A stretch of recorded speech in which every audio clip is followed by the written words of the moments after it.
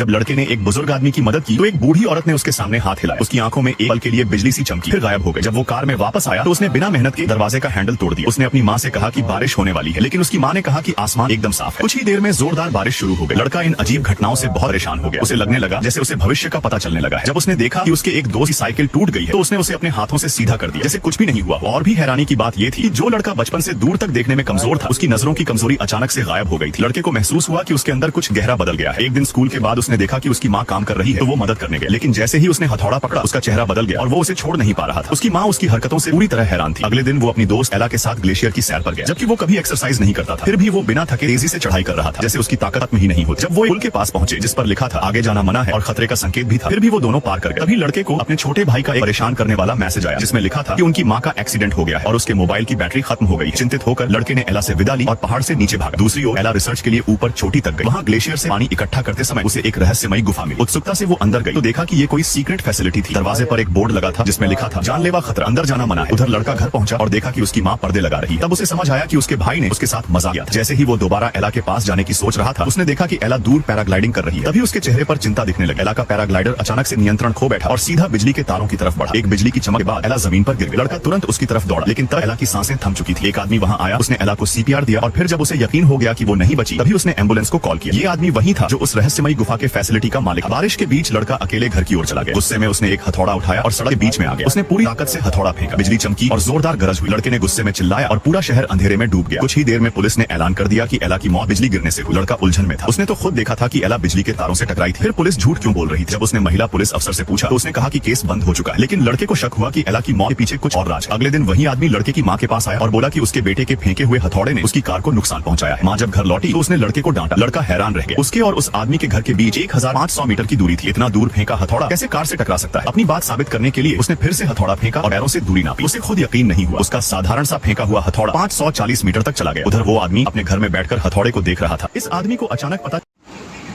Full video देखने के लिए एक लाइक फॉलो जरूर से करना भाई।